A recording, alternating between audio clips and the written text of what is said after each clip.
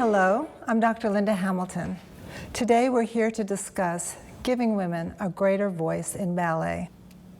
This is one of the many important topics the dance community is addressing as an art and as a commercial enterprise. With me is Ashley Bouder from New York City Ballet, a self-proclaimed feminist ballerina whose drive for equality led to an innovative project that's fostered the careers of females in choreography and music. Welcome, Ashley. Thank you. I'm happy to be here. You have an extremely demanding career where we hear you have a non-stop calendar across multiple continents. Thank you for taking time to visit with us today. I am very honored to be continuing the conversation. The TimesUp movement has brought to our attention women's inequality in all professions. With 50 companies in the United States, 68% of the programs for the upcoming seasons are choreographed by men. Do those numbers surprise you? No. Why? I think that's been the status quo for a long time. I think the male-driven narrative in choreography is normal, and just because we're hiring more women doesn't mean we're rehiring more women. There are similar gender imbalances, really, in ballet around the world. How do you feel when you try to express your creative voice? Well, when I was young, I remember telling a male authority figure in the dance world that I wanted to be a director. And he literally tapped me on the head and said, "Good for you." So that early experience really colored how I viewed my career and what I could do. It made me feel like a little girl. That's what I was wondering. How did you cope with that? Here you are, a principal in a major ballet company in the United States. I mean, at that point I was very young and definitely not capable of being a director, but it was a goal, and it made me feel like my goal was not achievable or valid. And I've always been somebody that if you tell me I can't do something, I'm going to do it. It makes me more determined to do that. And having that experience really pushed me to say, why would you treat me that way? And why don't you think I'm capable of it? Which is to your credit. But what I think it also speaks to is the fact that you didn't have a mentor. No. And a lot of men do. A lot of men do. I think, you know, that old stereotype of the back room with the glass of scotch really holds true in a lot of ways. It can be a boys' club, but I'm not saying every company or place is like that, but it can very much feel like that to women when you're on the outside of these conversations that men are having. You know, they can go have a drink together and nobody thinks twice. They also have more time on their hands. I mean, you're being used all the time as a performer. The men aren't. Especially when you're in the core, which I think a lot of choreographers don't really make it to principal dancer. They come out of the core or the solo position with so much talent that they don't really make it that far in their careers because their focus is elsewhere. And as a core member, a female ballerina spends hours sewing point shoes in their point classes, more classes than the men when they're training, and putting on just stage makeup. It takes so long to put your hair up in that perfect bun and pin on the tiara and put the false eyelashes on. And I know some men that take quite a long time with their makeup, but for the most part, you can dash on some eyeliner and some pancake and you're good to go. You started the Ashley Bouder project 5 years ago. I'm curious, what motivated you at that point? At that point, it really was me wanting to work with the people I wanted to work with. As a dancer, male or female, you don't really have much choice. You have to dance the ballets they cast you in, whether you like it or not. You have to do it well with a smile. And you have to work with the choreographers they tell you to work with. You have to dance with the partners they tell you to dance with. Right. There were choreographers that I had seen their work and I wanted to work with them, and there were people that I just wanted to be on stage with that I loved their dancing and wanted to incorporate them, and costume designers that I wanted to work with, and pretty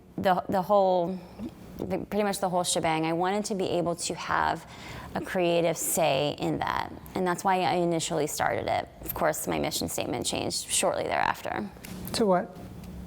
to promoting women and diversity and inclusion. What I like about your project is that you have performed annually for the last 5 years and that you hire artists in all aspects of a production just to focus on not only diversity but women in leadership positions.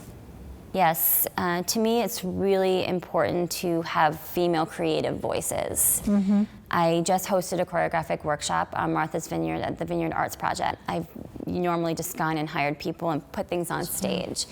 And this year I don't have a performance until October.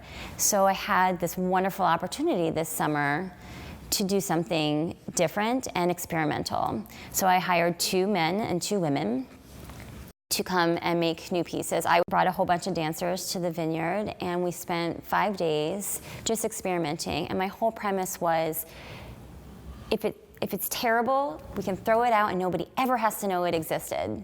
But if it's good, then maybe it can end up on stage. And I had one rule for the choreographers: female composers only. So it sounds like you've really changed the ballet landscape for the women. Can you think of anything else? I realized that my position in the ballet world as a popular principal dancer at New York City Ballet is that I can have a very loud voice. Mm-hmm. I'm trying to be a stepping stone for aspiring young, maybe slightly inexperienced choreographers that need more experience but also need exposure. I have the opportunity to put on performances in New York City, which is very, very unique for some of the choreographers that I talk to. And just to have their work seen here by the kind of crowd that I can bring in, by the dancers I hire, and just by having me on the program, opens up the audience to choreographers that are unknown or need to be more known. And I hope that I can be a stepping stone for those choreographers and composers to be hired by the mainstream bigger companies.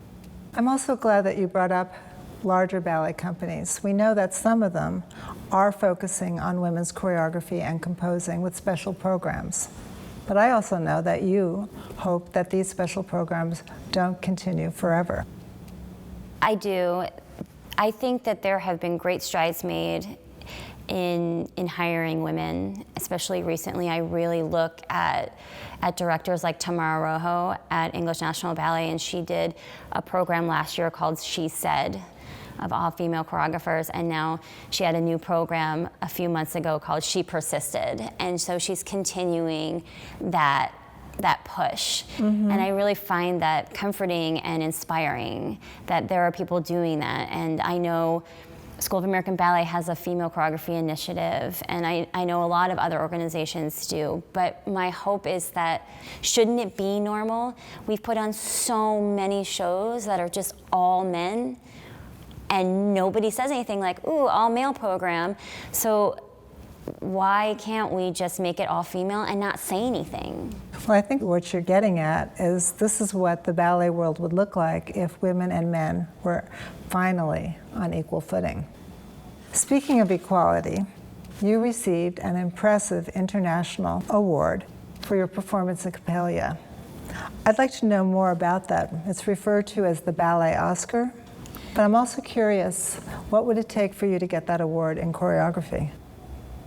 Well, I won the Benoit de la Danse in the ballerina category for my debut in Coppelia. This is an annual award that's been given out for 37 years to the best female dancer in the world, the best male dancer that year, for choreography, for set design, and for composition. For me to be nominated as a choreographer, I'd have to get into that mainstream. I'd have to have my work seen at New York City Ballet or American Ballet Theater or any major ballet company in the world, basically. But also, I know for that award, not very many women have been nominated in that category. Yes, we need to get past the stereotype that females are just performers. They can be choreographers, composers, producers, directors. Can you share with us some of the women who you've seen break through these barriers? Well, I've already mentioned Tamara Rojo, who I think is doing amazing things. But even on the performer side, I look at my colleague Sarah Mearns, and I look at what she's doing. You know, she's this absolutely incredible ballerina at New York City Ballet, but she has so much more on her agenda. And she takes that initiative outside to work with the people she wants to, and it's mostly women. She wants to be able to drive her own career, and I think that's really admirable. You've obviously put your mark on this movement with the Ashley Bouder project. But I wonder, do you think your efforts and those of others, like Sarah, are they going to affect your generation of performers, or are we looking to future generations to change the whole scene and make men and women equal? I think we're looking at future generations. I'm 35, so I have about 5 to 10 years left of my dancing career, and I just don't think I'm going to see it. I think that change is really slow, and you have to get people used to an idea before you can push it upon people. We shouldn't look at the program and say, yay, there's a female choreographer on this program. And we should just see the choreography for what it is. At least we're acknowledging the problem, and that's the first step. We are. If we look at stages of change. We are, and to normalize it, you have to push it. But to push it, you have to get people used to the idea. So I think the process has started, it's getting better, but it's slow. It needs some momentum. Ashley, it's exciting for us to hear about a woman like you who's making a big artistic impact in ballet.